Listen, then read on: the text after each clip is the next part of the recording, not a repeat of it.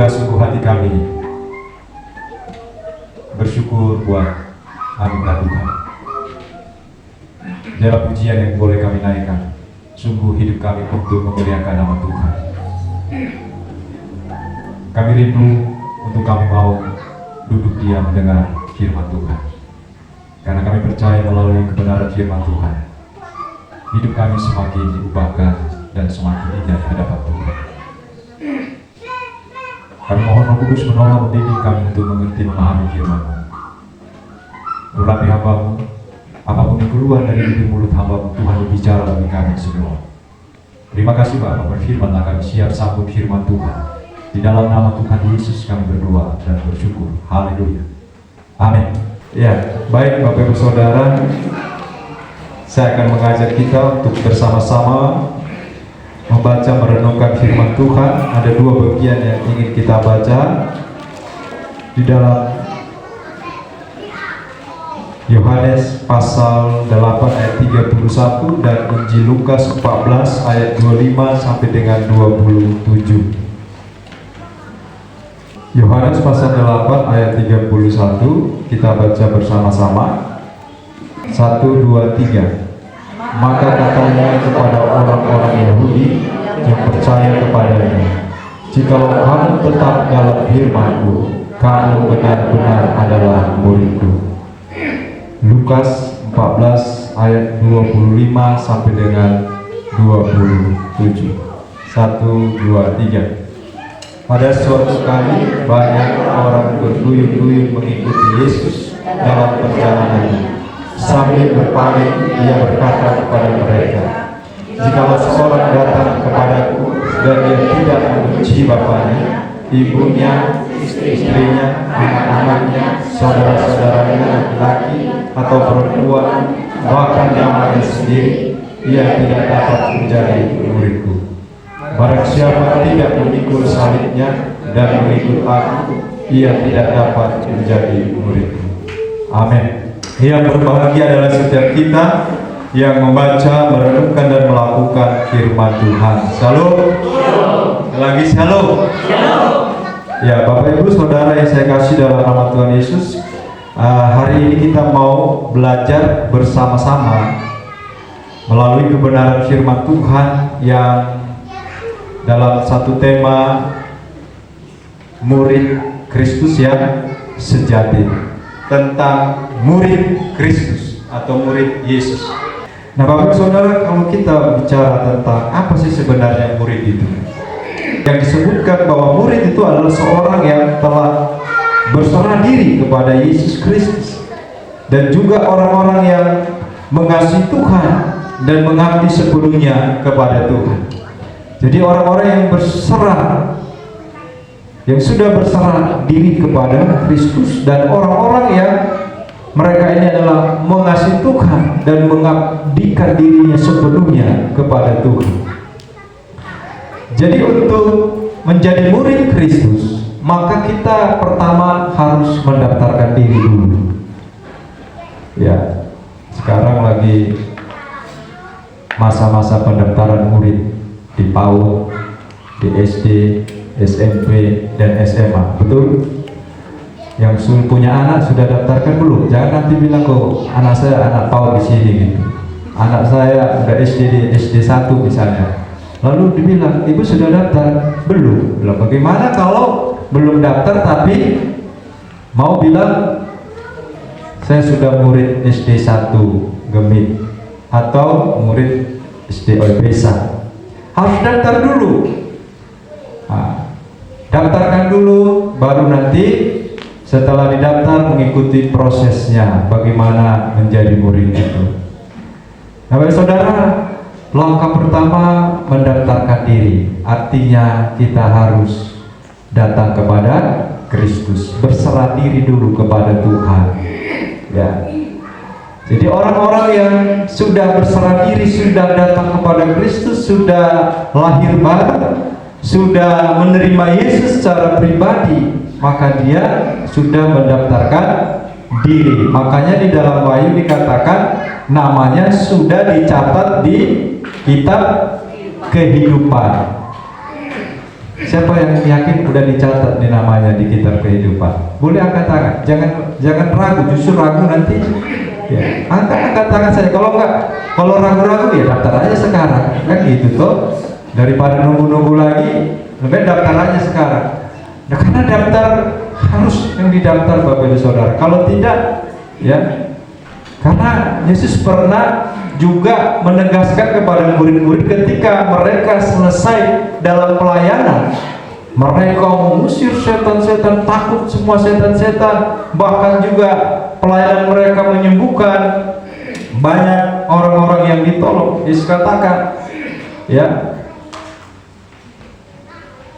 lebih berbahagialah kamu jikalau nama kamu sudah terdaftar di sorga. Kamu berbahagia karena setan-setan itu lari, tapi berbahagialah kamu kalau nama kamu sudah terdaftar di sorga. Nah, saudara harus daftarkan diri. Setelah itu baru kita menjalani proses hidup sebagai seorang murid. Lalu itulah dikatakan menjadi pengikut Kristus. Nah, Bapak Ibu Saudara yang saya kasih dalam nama Tuhan Yesus, tentu ada ciri-ciri seorang murid Yesus yang sejati, seorang pengikut Kristus yang sejati. Ada 5 Bapak Ibu Saudara. Ya, saya harap ini tidak hanya lewat saja begitu, tapi kita renungkan bersama-sama karena ini penting. Itu akan kita tunjukkan sebagai orang percaya bahwa kita adalah murid Kristus yang sejati. Sejati itu artinya yang sesungguhnya. Sejati itu artinya yang sebenarnya. Ya, bahwa inilah murid Kristus, murid Yesus yang sejati, yang sebenarnya. Ciri-ciri seorang murid yang sejati yang pertama, Bapak Saudara, mari kita belajar dari ayat yang ke-26 yang kita baca tadi. Coba kita baca sama-sama ayat 26. Jikalau seorang datang kepadaku dan dia tidak membenci bapaknya, ibunya, istrinya, anak-anaknya, saudara-saudaranya, laki-laki atau perempuan, bahkan nyawanya sendiri, ia tidak dapat menjadi murid. Jadi ciri-ciri seorang murid Kristus yang sejati yang pertama adalah mencintai Tuhan di atas segalanya. Amin. Mencintai Yesus di atas segalanya. Kita cintai Yesus di atas segalanya. Bagaimana cara mengetesnya, mengujinya bahwa kita lebih cinta Yesus di atas segalanya? Petrus mewakili murid-murid berkata bahwa aku akan mengikut engkau kemanapun engkau pergi. Bagus komitmennya. Tapi bagaimana menguji, mengetes itu? Bahwa benar-benar ternyata Petrus sebelum ayat berkokok dia menyangkal 3 kali. Yesus katakan sebelum ayat berkokok kau akan menyangkal 3 kali. Nah, bagaimana kita menguji bahwa benar-benar kita cinta Tuhan lebih dari segalanya?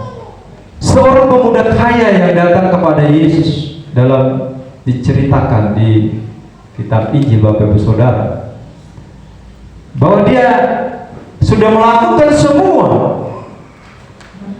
hukum Taurat yang dikatakan, hormatilah orang tuamu dan seterusnya dan seterusnya. Oh sudah, itu sudah saya lakukan, apalagi? Lalu Yesus katakan, jualah seluruh harta bendamu dan berikan kepada orang miskin. Pemuda kaya itu apa responnya? Kalau kita membaca dan pernah membaca bagian kisah itu, pemuda itu begitu kecewa, begitu marah, hatinya tidak sejahtera karena harus menjual hartanya dan memberikannya kepada orang miskin, kepada banyak orang. Ternyata dia ini adalah seorang yang masih lebih mencintai hartanya daripada Yesus sendiri.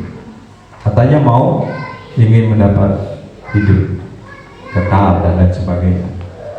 Bapak Ibu Saudara, Yesus katakan bahwa jikalau seorang datang kepadaku dan dia tidak membenci bapaknya, ibunya, istrinya, anak-anaknya, saudara-saudaranya laki-laki atau perempuan, bahkan nyawanya sendiri, ia tidak dapat menjadi muridku.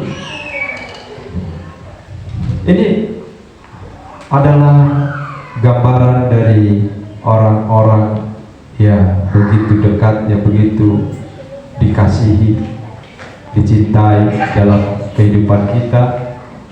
Dan jikalau kita tidak bisa menomorduakan mereka, maka dikatakan kita tidak layak menjadi murid. Lebih mencintai Tuhan dari segalanya, apapun nanti yang Tuhan izinkan dalam hidup kita. Bapak Ibu Saudara, kita harus lebih cinta Tuhan daripada segalanya. Karena Bapak Ibu Saudara, Tuhan itu adalah sumber segalanya. Kita punya suami, punya istri, punya anak, punya pekerjaan, punya usaha, punya napas pun, itu siapa yang kasih? Tuhan. Jadi wajar dan memang harus kita itu lebih cinta Tuhan daripada semua yang ada di sekitar kita.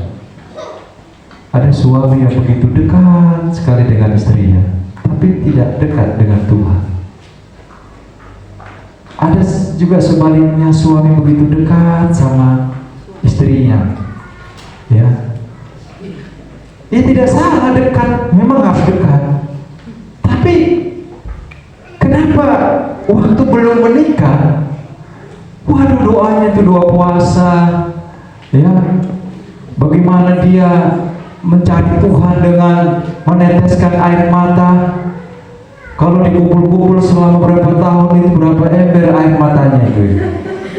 Tapi setelah dapat teman hidupnya, mulai lupa dengan Tuhan.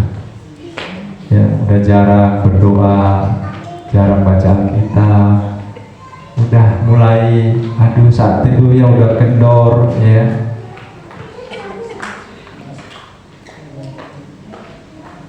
Harus kita tunjukkan kita yang lebih cinta Tuhan di atas segalanya. Amin. Secapek-capeknya kita, seberat-beratnya hidup kita di dunia ini, tetaplah harus Tuhan yang kita prioritaskan. Amin. Dia kita prioritaskan, Bapak Ibu Saudara. Yang kedua, ayat 27. Boleh baca sama-sama, 1, 2, 3. Barang siapa tidak memikul salibnya dan mengikut aku, ia tidak dapat menjadi murid. Yang kedua, ciri-ciri murid Yesus yang sejati, ya, dia menerima penderitaan. Setiap atau seorang murid Kristus yang sejati harus menerima penderitaan sepenuhnya. Untuk apa? Mengikuti jalan yang telah Tuhan tetapkan bagi mereka. Jadi siap menderita, menerima penderitaan. Jadi kalau seorang murid tidak menerima penderitaan, tidak siap menderita, maka ya tidak mungkinlah dia dikatakan murid Kristus. Sedangkan Kristus sendiri menderita. Nah, Bapak Ibu Saudara, itulah yang dikatakan Rasul Paulus, ya, kalau kita baca dalam Roma 5. Ya, coba bisa kita baca sama-sama Roma 5 ayat 1 sampai 5. Kita sama-sama membaca. 1, 2, 3. Sebab itu kita yang dibenarkan karena iman, kita hidup dalam damai sejahtera dengan Allah oleh karena Tuhan kita Yesus Kristus. Oleh Dia kita juga beroleh jalan masuk oleh iman kepada kasih karunia ini. Di dalam kasih karunia ini kita berdiri dan kita bermegah dalam pengharapan akan menerima kemuliaan Allah. Dan bukan hanya itu saja, kita malah bermegah juga dalam kesengsaraan kita. Karena kita tahu bahwa kesengsaraan itu menimbulkan ketekunan, dan ketekunan menimbulkan tahan uji, dan tahan uji menimbulkan pengharapan, dan pengharapan tidak mengecewakan karena kasih Allah telah dicurahkan di dalam hati kita oleh Roh Kudus yang telah dikaruniakan kepada kita. Jadi katakan kita malah bermegah juga dalam kesengsaraan kita, dalam penderitaan kita, karena kita tahu bahwa kesengsaraan atau penderitaan itu menimbulkan ketekunan, ketekunan menimbulkan tahan uji, dan tahan uji menimbulkan pengharapan, dan pengharapan tidak mengecewakan karena kasih Allah telah dicurahkan di dalam hati kita. Nah, jadi Bapak Ibu Saudara yang saya kasih dalam nama Tuhan Yesus, ya kita harus siap menerima penderitaan atau siap menderita dalam mengikuti jalan Tuhan. Amin. Harus siap. Kalau memang itu jalan Tuhan, ya sekalipun kita harus sengsara, kita harus menderita, kita harus ikuti sepenuhnya. Untuk sabar saja Bapak Ibu Saudara, itu juga bagian dari penderitaan. Sabar dikecewakan misalnya, sabar difitnah, dihina, sabar diolok atau dilupakan misalnya. Jadi kita harus siap menderita. Amin. Ya, kalau dulu saya dengan ibu pelayanan di Soe tidak siap menderita, ya kita tidak akan bertemu. Harus siap menderita, karena menderita bagi Tuhan itu adalah karunia Tuhan. Menderita karena Tuhan itu adalah karunia Tuhan. Jangan pikir itu tidak karunia Tuhan, itu karunia Tuhan. Bahwa kita dipanggil bukan hanya untuk percaya kepada Dia, tapi menderita untuk Dia. Tuhan karuniakan kita bukan hanya percaya, tapi juga menderita untuk Dia. Dan yang ketiga Bapak Ibu Saudara, yang ketiga ayat Yohanes 8 tadi ayat 31, kita baca sekali lagi Yohanes tadi. Siapa yang bisa baca?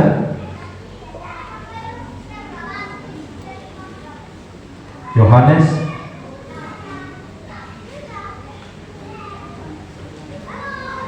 8 ayat 31. Mau sama-sama? 1, 2, 3. Maka katanya kepada orang-orang Yahudi yang percaya kepadanya, jikalau kamu tetap dalam firman-Ku, kamu benar-benar adalah murid-Ku. Ya. Jadi ciri-ciri seorang murid yang sejati yang ketiga yaitu apa? Menghidupi firman Tuhan. Ya. Menghidupi firman Tuhan. Firman Tuhan ini adalah perkataan Tuhan sendiri, dan sebagai bukti kalau kita adalah pengikutnya atau muridnya, maka kita harus melakukan apa yang dikatakan oleh Tuhan. Apa yang dikatakan oleh firman Tuhan. Jadi kita harus mengikuti dan melakukan. Nah, jika kita menghidupi firman Tuhan, maka kita sedang mengaktifkan Roh Kudus di dalam hati kita, hidup kita.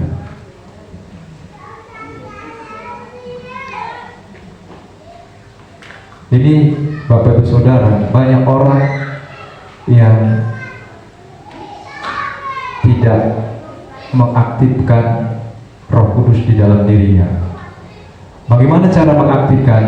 Yaitu dengan menghidupi firman Tuhan, melakukan firman Tuhan, menghidupi firman Tuhan, maka kita mengaktifkan Roh Kudus di dalam hidup kita. Saat kita aktifkan Roh Kudus, maka yang terjadi adalah kita hidup dipimpin oleh Roh Kudus. Kita dipimpin oleh Roh Kudus, maka orang-orang yang hidup dikuasai oleh Roh Kudus itu luar biasa. Senyum saja dia sudah bisa membuat orang sehat dari sakitnya. Ya.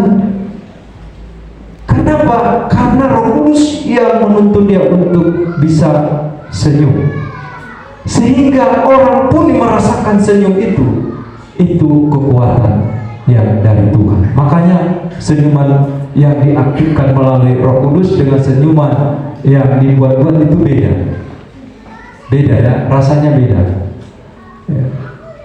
Jadi kalau kita menghidupi firman Tuhan, maka kita mengaktifkan Roh Kudus.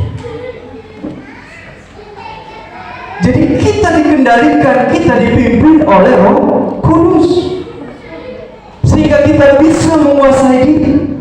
Kita bisa dengan sabar menghadapi segala penderitaan, segala kesulitan, apapun itu namanya.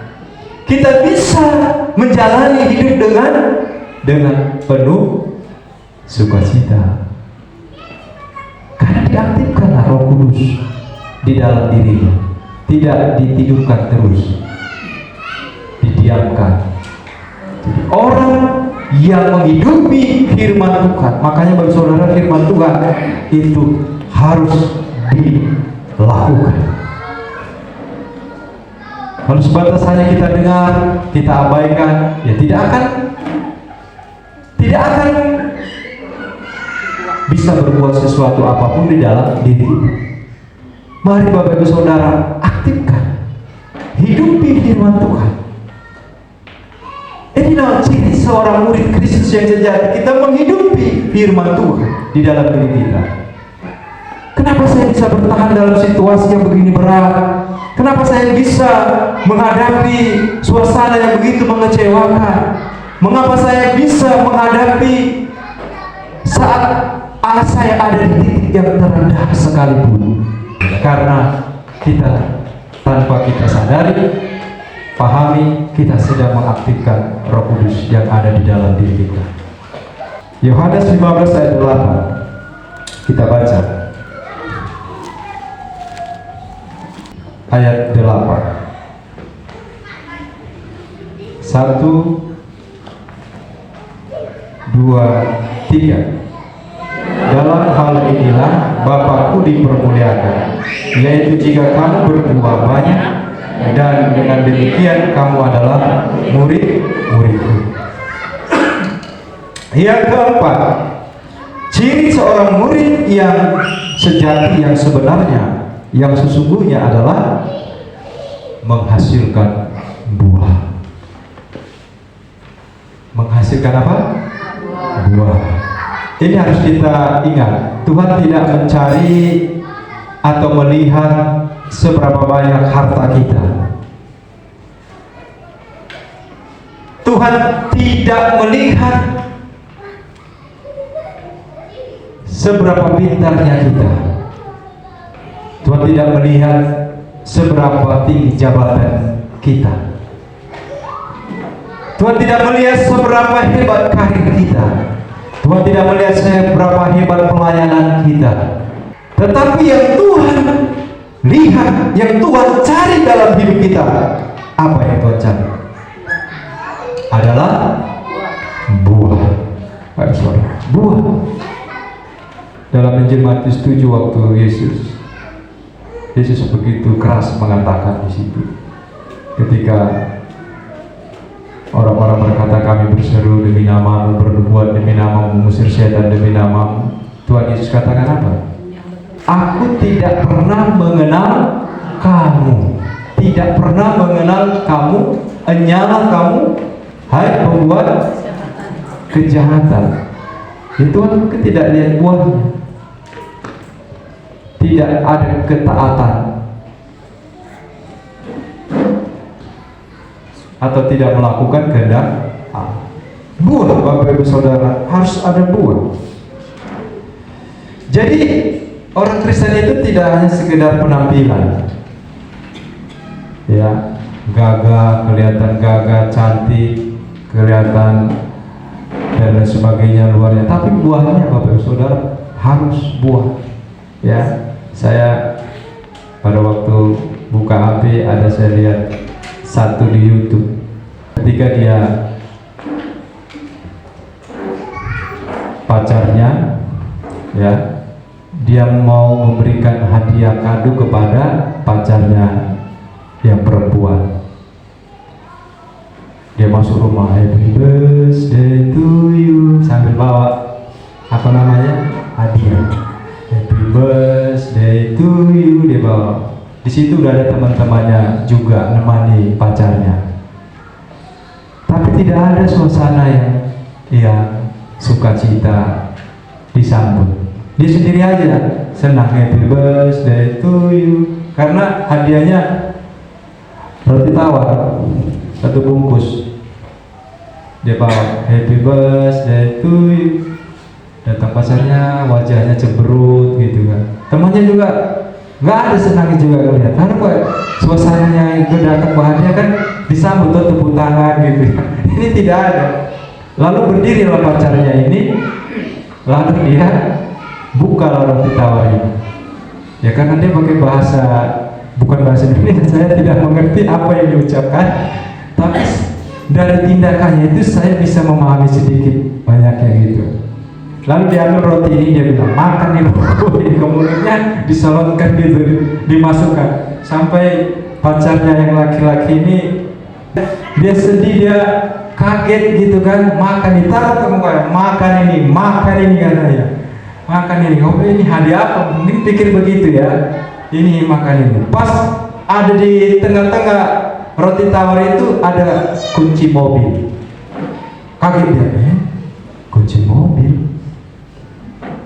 Lalu langsung pacarnya kayak diambil semua rotinya, lalu dia keluar, lalu dikejarnya, ya dikejar. Mungkin bilang ya sayang atau apalah gitu ya, dikejar-kejar. Rupanya di luar sudah ada mobil mewah, ada balon-balonnya banyak, mau itu dihadiahkannya tadi, happy birthday to you.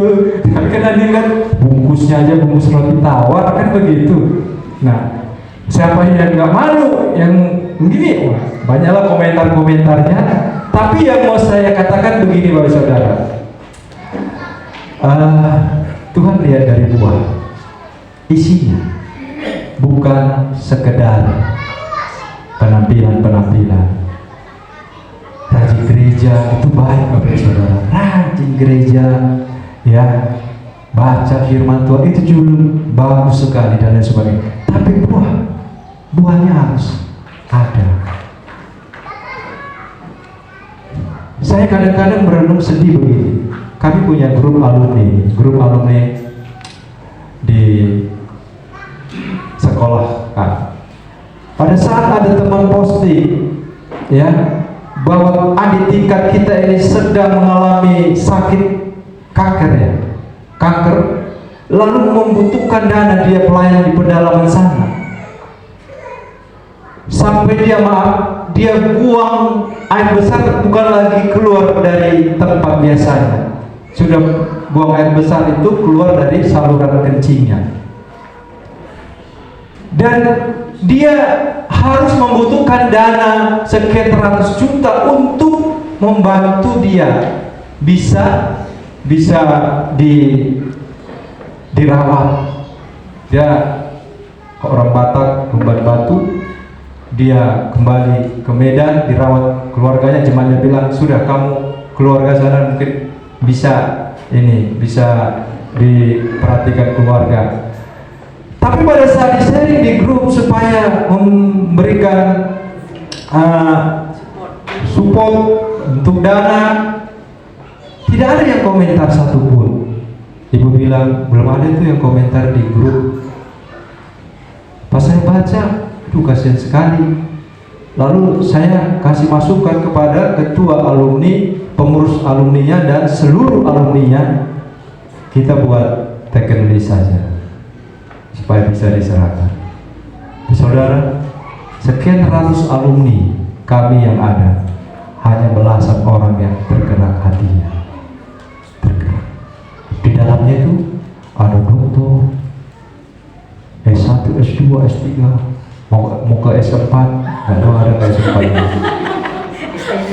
Tapi dalam saya share sama ibu, 100.000 saja satu orang, kali ratusan itu udah berapa puluh juta itu ya, kan gitu. Itu sudah bisa dikirim untuk membantu. 100.000 saja. Tapi ya namanya kembali lagi buah. Harus ada buah. Nah kita jadi orang Kristen udah bertahun-tahun ini. Buahnya mana? Dirasakan enggak buahnya? Kalau kita di dalam Kristus, tinggal di dalam Kristus, maka kita akan menghasilkan buah. Buah apa itu? Yang pertama saudara, buah roh. Dalam Galatia 5:20-23 itu ada buah roh. Sana ada sukacita, sana ada damai sejahtera, kesetiaan. Itu buahnya kita keluarkan. Dan juga ada buah yang namanya buah pertobatan, Matius 3 ayat 8. Ada buah, hasilkan buah sesuai pertobatan. Jadi buah pertobatan itu juga ada, nampak. Jangan sampai bilang bertobat tapi buah pertobatannya tidak ada. Nah ini banyak orang Kristen yang bilang Kristen tapi tidak ada buah pertobatan. Nah ada apa lagi? Buah ucapan syukur, Ibrani 13 ayat yang ke-15, bahwa ada buah ucapan syukur. Di dalam hidupnya selalu ada ucapan syukur. Apapun yang dirasakan, dia selalu bisa mengucap syukur dalam segala hal. Dan yang ketiga ada buah jiwa-jiwa. Jiwa-jiwa. Yang keempat itu buah jiwa-jiwa, Kisah 1 ayat 8. Itulah buah, menghasilkan buah. Jangan sampai kita jadi orang Kristen tidak pernah bawa jiwa sama Tuhan, tidak pernah menginjili orang, tidak pernah bawa orang hidup datang kepada Kristus. Ya, baru-baru ini kami dengan keluarga Pak John dan Ibu yang Pak Matius, kami pergi ke tempat yang namanya di Manikin sana. Di sana ada orang-orang yang begitu merindukan untuk dilayani.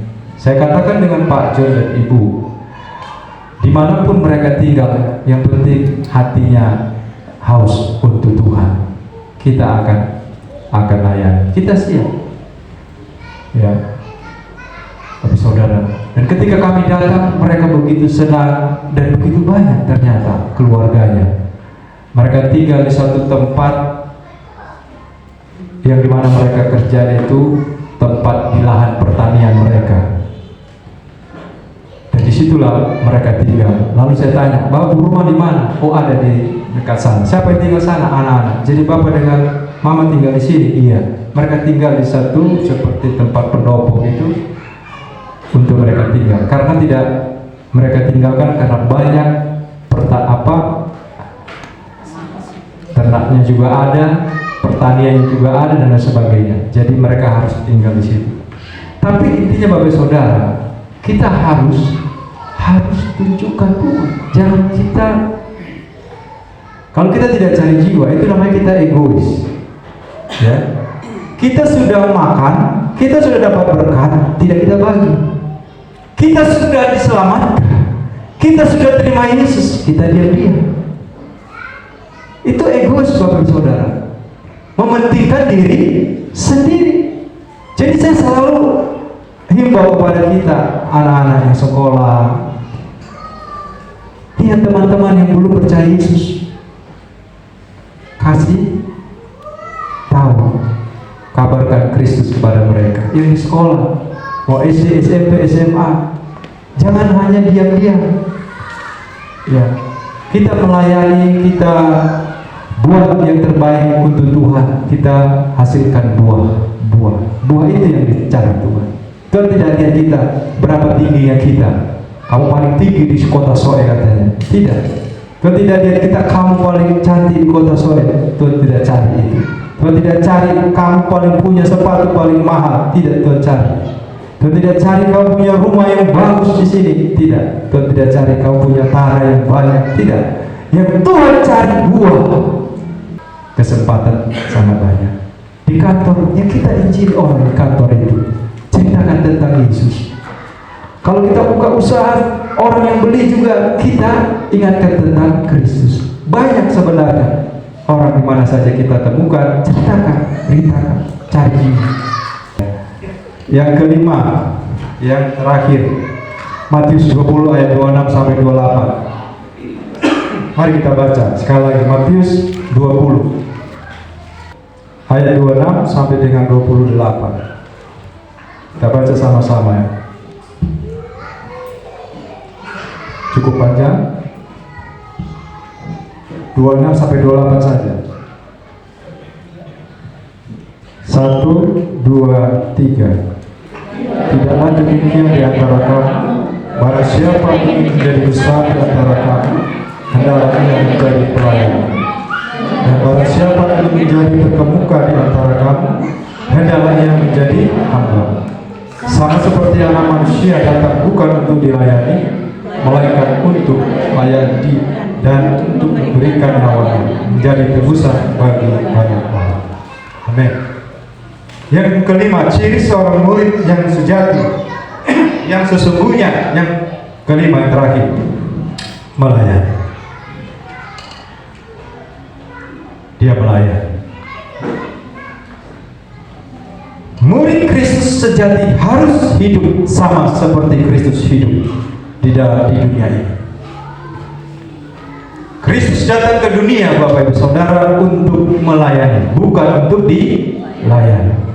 Demikian juga kita, kalau kita menjadi murid Kristus, maka kita melayani, bukan dilayani.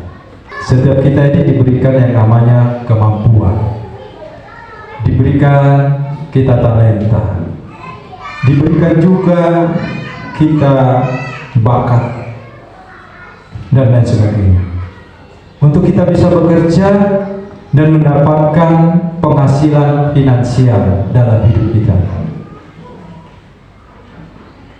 Bapak Ibu Saudara,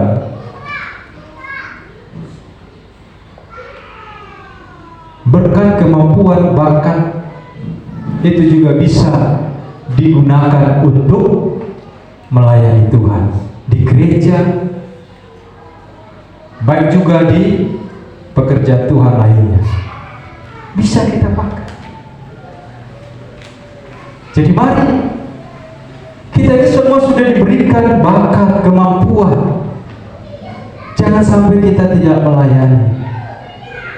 Jangan sampai kita hanya gunakan bakat, kemampuan kita hanya untuk mencari kehidupan finansial kita saja, tapi gunakan juga itu untuk melayani Tuhan di pekerjaan, di gereja dan lain sebagainya. Amin Bapak Ibu Saudara. Siap mau melayani apapun itu pelayanan, ya. Artinya begini, ya kan saya di luar sana udah melayani Pak. Oh ya betul, melayani, ya sesuai dengan porsi kita masing-masing. Tapi yang mau saya katakan, kita juga harus mau melayani ketika kita ada di wadah, lembaga, gereja. Kita juga harus melayani. Bapak Saudara, kita jangan merasa minder atau malu melayani. Kenapa kita senang sekali kalau kita sudah berhasil di P3K atau PNS, atau juga nanti menjadi seorang pejabat dan sebagainya. Kenapa kita begitu bangga sekali ketika kita sudah ada di sana? Tapi untuk melayani Tuhan, mungkin jadi koster gereja, mungkin membawakan atau pimpin doa, persembahan, atau mungkin jadi MC, singer dan lain sebagainya, kita merasa saya kan udah melayani di luar sana. Tetapi di gereja tidak ambil pelayanan, bagian dalam pelayanan. Saudara, hari ini kita diingatkan, Kristen yang sejati, murid yang sejati, dia melayani. Kan harusnya kita yang sehat-sehat ini bersyukur sekali, melayani itu tidak bermasalah, kan begitu? Seperti Ibu Simorakir, itu ada batas waktu berdiri. Makanya kemarin waktu pelayanan di Kampung Mulu, saya katakan siap untuk bawa renungan di Kampung Mulu. Saya tanya ulang, siap itu? Siap. Itu karena kondisi fisik yang terbatas, tapi masih mau tetap melayani. Saya dulu Bapak Saudara bekerja juga 3,5 tahun di perusahaan. Tapi ketika saya hanya bekerja tidak melayani, rasanya hidupnya kering, hampa. Jadi kita harus ambil bagian melayani. Tidak apa-apa, kita inisiatif saja. Kalau memang kita mau minta, katakan saja kepada gereja atau hamba Tuhan yang ada di pastori, Pak, saya mau taburin lah gitu. Ya silakan, Pak, saya tolong bisa nggak, saya mau melayani, saya nggak bisa nyanyi suara ke suara, pintu sana, pintu sini gitu. Kan saya jadi nggak bisa nyanyi, tapi saya punya tenaga. Setiap hari Sabtu bisa datang bantu-bantu bersihkan pastori ruangan gereja dan apa yang perlu dipersiapkan. Ada Bapak Saudara, kalau mau dikatakan pelayanan itu di gereja tidak habis-habisnya, tidak pernah habis. Untuk bagian sound system saja Bapak Saudara, ya kadang-kadang majelis katakan, nggak usah dong Bapak Pendeta sampai ke sana ke sini hanya memperbaiki ini sound system ini. Dan sebenarnya saya lebih senang ada yang membantu, ada yang tergerak. Tapi ya karena tidak ada atau mungkin lagi yang merasa tidak bisa dan sebagainya, akhirnya ya daripada mic-nya dipegang tapi nggak nyala, kasihan juga toh, hanya sebagai pajangan nyanyi singers tapi nggak nyala. Lalu nanti besok-besok beta mau lagi singers karena apa tuh mic itu buat beta jadi bisa apa-apa di situ katanya. Nah, melayani hal-hal kecil seperti itu, saudara mungkin lihat di bunga ini mungkin tuh sonde bagus lagi posisinya, atur sendiri. Itu juga udah melayani. Saya biasanya atur bunga setiap minggu itu posisi beda-beda terus. Ya, saya mau melayani, jalankan kantong persembahan dan sebagainya, ambil waktu. Mungkin Bapak Ibu Saudara lihat itu bunga-bunga di depan gereja itu kering seperti pohon yang sudah tak ada segarnya. Saya di rumah ada pohon yang sudah saya ganti satu pohon itu yang kering. Itu melayani, artinya kita bisa melayani. Itu adalah buah seorang murid Kristus. Juga dia mau ambil bagian pelayanan di gereja. Dia tidak bisa dengan tenaga, dia tidak bisa dengan waktu, tapi dia bisa kirim uangnya untuk bantu pelayanan di sini. Banyak. Mari Bapak Ibu Saudara, ada 5 tadi. Yang pertama apa?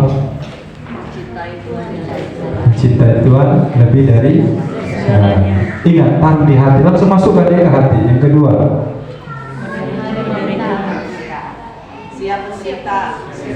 menerima penderitaan, siap untuk menderita untuk Tuhan, ya, bukan untuk jago-jagoan di sana. Yang ketiga apa? Menghidupi firman Tuhan. Menghidupi firman Tuhan.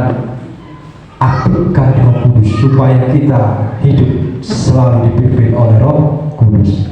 Yang keempat,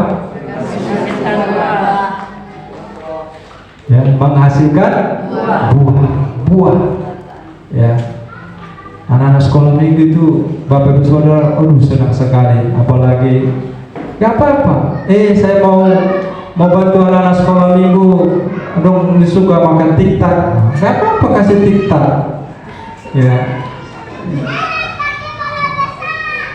Mau kasih wafer dan lain sebagainya, Bapak saya sudah ada duit. Ya gak apa-apa, kalau tidak ada duit kasih suaramu dan tenagamu, pimpin itu lagu sekolah minggu. Kan begitu. Banyak kali saudara. Yang berikut terakhir apa?